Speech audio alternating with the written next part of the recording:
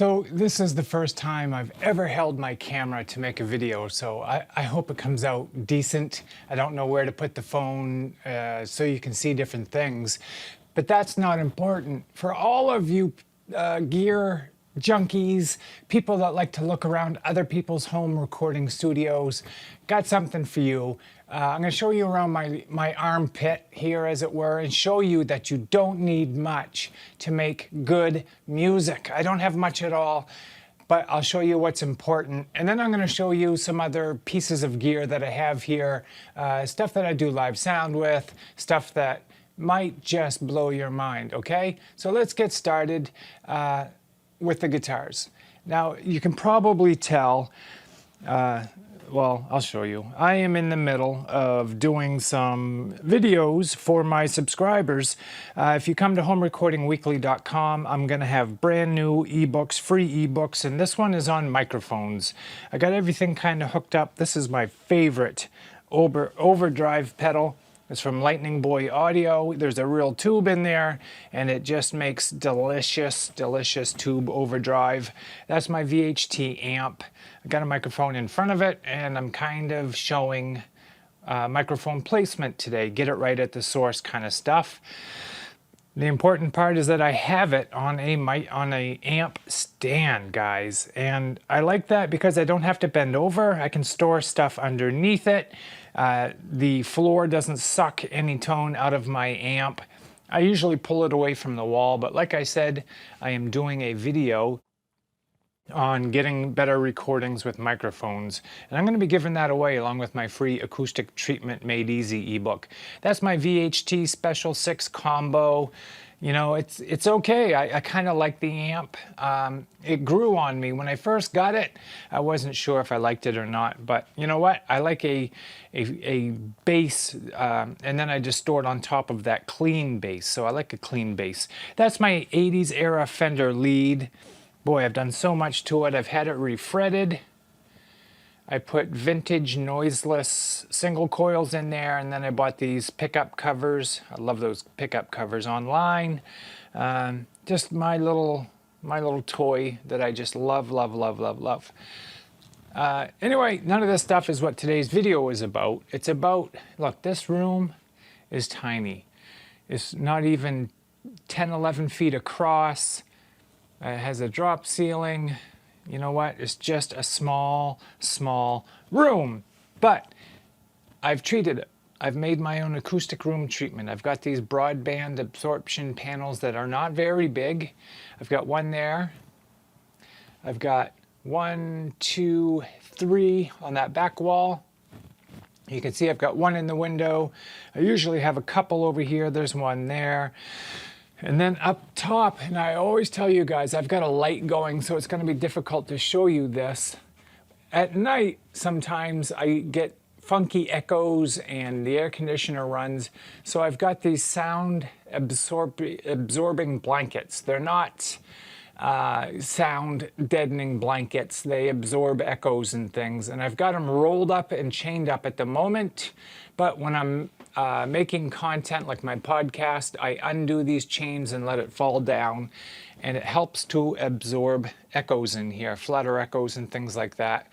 Whiteboard, very important piece of kit. Yeah, so anyway, this is my workstation. I'm gonna have to back up to show you. This is where I do my podcast and my videos. You can see I got the EV RE20 here. I like this mic. It was a toss-up between that and the Shure SM7. So I got the EV RE20, and I've been very happy with it. I love Krk Rocket 8s. I haven't tried any of the other sizes, but I like the Rockets. I use Krk Kns 8400 headphones as well. I think these things do the job just amazing, and it's uncanny how much these sound like those. No joke. They're very close, if you ask me. It's great. That makes mixing so much easier. So I teach how to make these panels. I got off topic a little bit. In my ebook that I give away for free over at homerecordingweekly.com. These broadband absorption panels are made with rock wool and do-it-yourself style. And in the corners here, you can see I have bass traps set up, these bigger panels back here. I show how to make those too. I made all of this stuff, I think, for around $100. All of the acoustic treatment in here, and you can treat your room for about $100. So, be that I record bass and guitar, I have a guitar over here, and then over here, put away in cases, I have a cheap Squire bass and my acoustic guitar, and I keep them in cases tucked away. And you guys saw my pedal on the floor. Over here I have Gearman Dude's Luther Drive. It's a tube screamer, but he's made it better because all of the knobs actually do something all the way as you turn them. So for tone and volume, usually you get to a certain point and they stop working. Not true with the Luther Drive. This thing is the bomb, and I love it. You can go to Gearman Dude, or just Google the Luther Drive with an L, Luther Drive, and you can get yourself one. I highly recommend it. And then I like to stay organized. I've got a few pedals in here with power supplies and picks and things. Then I've got some more here. I love the Bad Monkey, and I've got a wah, the Ditto. Wow, love the Ditto. And then again down here with more power supplies and things that I just love staying organized. I've got a couple of these things on wheels. This one's on wheels anyway. This one over here is not. That's right. I just love to stay organized, and that seems to be how, oh, that helps me having these little black things. For all of my MIDI, I have this Studio Logic, is the SL880, I'm sorry. Guys, this thing does only MIDI. There's no sounds in here, but this thing weighs as much as I do. I just can't believe how heavy it is. So I'm about to get rid of that and get a lighter one. These things are famous for not breaking down and lasting forever. So on one hand, I hate to get rid of it, but for my MIDI, I gotta go lighter. I don't take this out of the house for that reason. It's too heavy. All right, let's spin around over here again. I know you guys are getting dizzy. This is my recording rack for inside the house. Basically, I am a Presonus fanboy. I have a Presonus 8 Firewire interface. I've got some reverb there. I got that for the band I do sound with, and I haven't really gotten to use it that much. I have a headphone amp over there. I have an ART splitter. I got that splitter. It's an 8-channel splitter, and I got that to do some recording. And I haven't really done much with it. I set it up one night to do drums and then never recorded the drums. That is my power supply over there, but it's housed in a Gator rolling rack. I love these things. That handle right here, this extends out like luggage, and it's got beautiful wheels on it. Nice rubber skateboard kind of inline skate wheels. They're hard rubber, so they're quiet, and they stack on top of each other. And guys, the thing that separates Gator racks and cases from all of the competition is that the whole front comes off and the whole back comes off. All the other racks that I've found that are like this, the back is just a little tiny hole. In fact, I have a video that demonstrates why these racks, Gator racks and cases, are superior, and I'm going to put a link to that right here in this video. For those of you that think that stuff is important like me, and you know what, I've reviewed a bunch of them, and these I think are the best. What do we have going on here? Yeah, it's just a nest of cables back there, and I do apologize. My Cerwin-Vega speakers over here, I reviewed those and I did what I could to keep them. I'm not going to tell you what I had to do. It wasn't easy, but man, I love them. I watch movies and games, and my son watches his cartoons in here, and these speakers are the bomb for that. Listening to music and tutorials and all of that stuff, those speakers are fantastic. I love the Cerwin-Vegas. In fact, what is the model number? I can never remember. It's like XD8s or XD5s. That's what those are. And of course, I have the subwoofer here. That's the 10-inch sub. Great stuff. Great stuff. That's not for mixing and mastering, though. That's what the Krk Rocket 8s are for. And all right, what I wanted to show you was this. Guys, I do a lot of recording with guitars and bass and singing, and I hate hunching over. And maybe you don't know, I have a hurt back anyway, so I can only sit for so long and I can only stand for so long, and I have to alternate. That used to mean that I couldn't work anymore. But now I come over here if I'm sitting down and I am way too tired. I push number 1 and look what happens. What is going on, ladies and gentlemen? It's now a standing workstation. My computer tower goes up with it. My speakers go up with it. Everything I need just went up so that I can stand here and work now. This is a Uplift Desk. It's a workstation that rises at the push of a button. You can set it to any height. It has 4 memory locations. So I can record standing up with my guitar and bass. I don't know about you, but for me, it's priceless. I'm getting a lot more done, and I can work longer, and I feel better when I'm done. So I set it to where my standing is. I put on my guitar and bass, and I start recording or working, or I can work standing up. When I'm done, I just push number 2, because this is my sitting height. And watch this. It's going back down. How awesome is that, man? It has made a huge difference in my life. Go to thehumansolution.com and check out the Uplift Desk. The Human Solution makes these and sells them.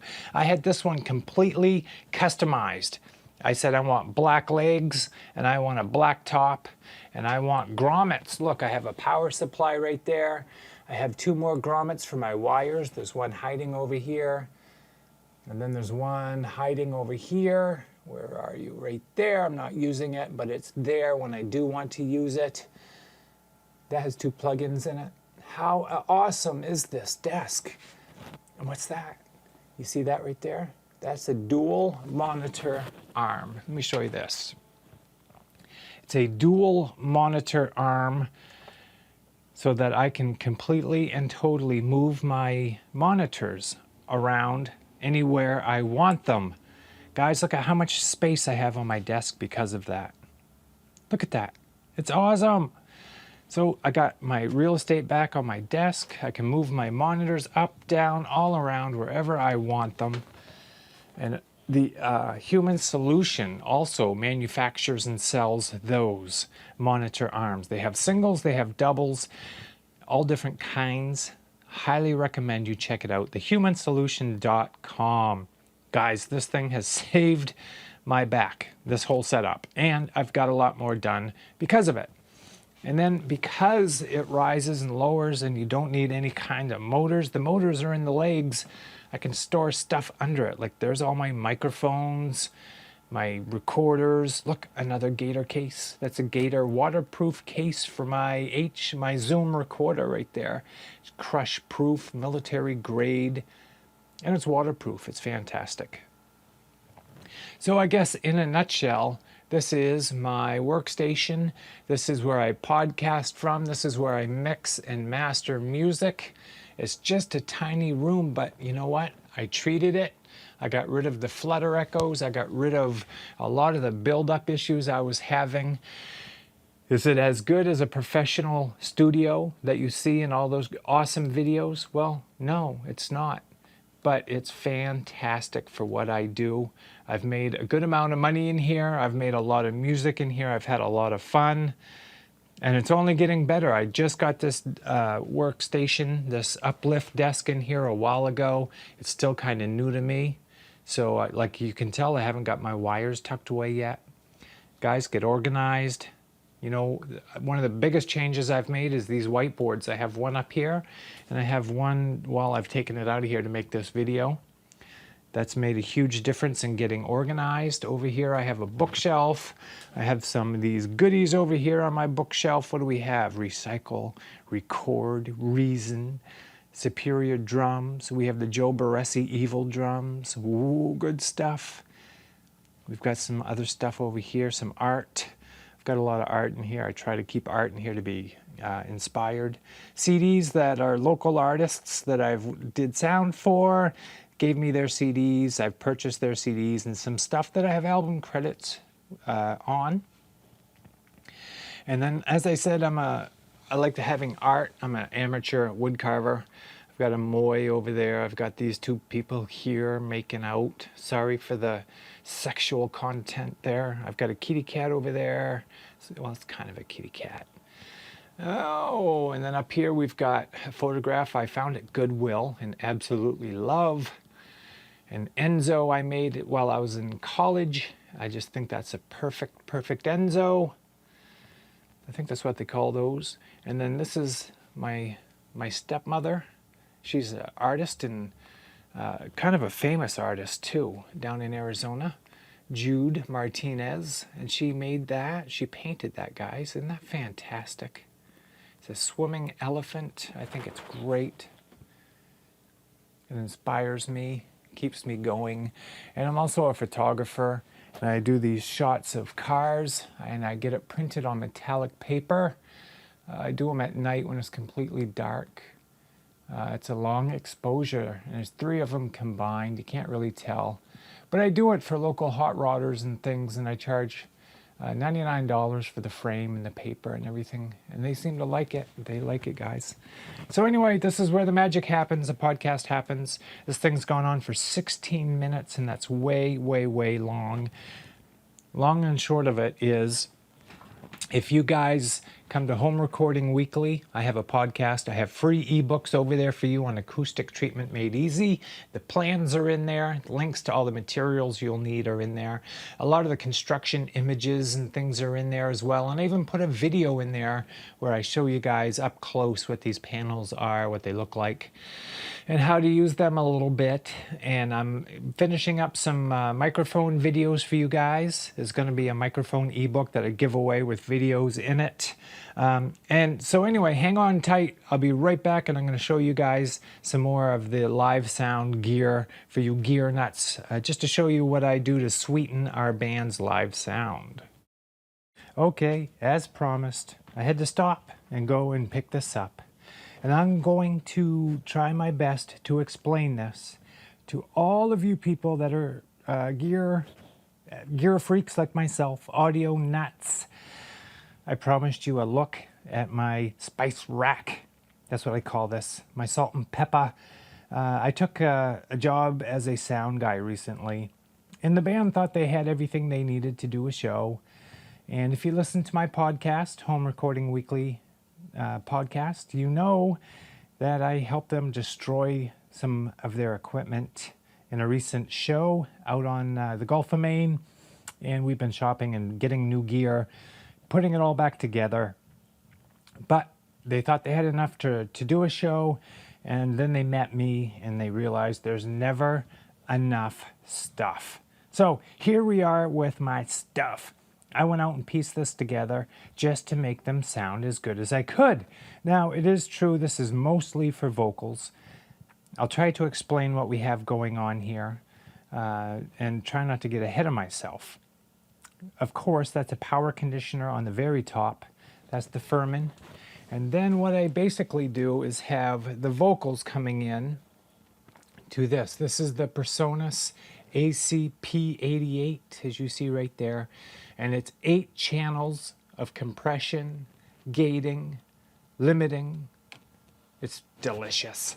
So I use that on vocals, sometimes keyboards, things like that, to lower the dynamic range. Now the singer is amazing, and 3 people in the band sing, but the lead singer is amazing, and she's very dynamic. So I have the threshold set to when she gets really high and powerful, it takes a few dBs off, so I'm not working the boards as hard as I used to, and it works really well. Perhaps more important than that, I have this thing set so that there's complete silence via the gate. Complete silence when no one is talking into a microphone. It literally shuts the microphone off. So that is done to fight feedback, because if your mic is open all the time, you will probably get feedback, especially when you start compressing things and raising the output gain, right? If you lower the highs, you turn it up, then all of it gets louder. So you need a gate, and a gate is like having a switch on a microphone. It's automatic. And then I use the limiter, 8 channels here, and I set a threshold, a ceiling, I guess is a better word. And I say, I don't want the vocals to get any louder than this, and that's where I set it. So I have 8 channels, but I'm not using all 8. But I might, as time goes on, I might start routing the drums through here and different things. The drummer is a girl who uses electronic drums, and that's really cool. I enjoy it very much. So this EQ, it's a PV. It's the, I don't know what brand it is. I mean, it's the Q215. I got it used. It's not a big deal, but I want you to know how I'm using it. I'm running one mono vocal through this side and one mono vocal through this side. Everywhere we play, of course, we sound different. In the rooms, sometimes we play outside. So I like to be able to have an EQ for the vocals. And these girls both sing leads sometimes. They kind of share, the drummer and the lead singer. And there's also a keyboard player that sings. So I like to sometimes find frequencies that are bothering me and turn them down. And that's what those two right there are for. That's why I put them in there. So the band also has EQs like this in the rack for the mains and for the monitors, because you need to ping the monitors every show. You find the frequencies that are causing feedback with your EQ, and then you cut those frequencies down or out.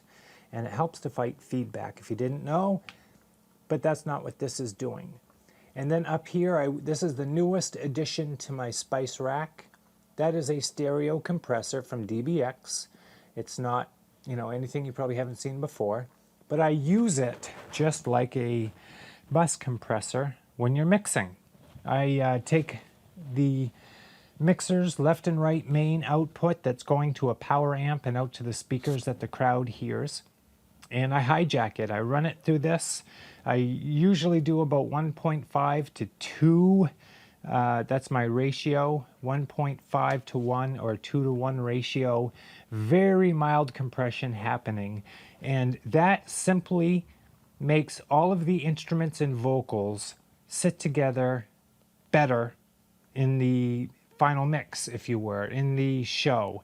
Like if the keyboards get loud or the drums get loud or the vocals kind of poke through the ceiling, this catches them and makes everything live together a little bit better. Keep in mind, all night long I'm riding volumes up and down on the mixer, and these compressors and limiters are keeping my job to minimal, and it works. I noticed the other night when we did an outdoor show, the lead singer was all over the place on Tina Turner's Why Can't You Be Good to Me.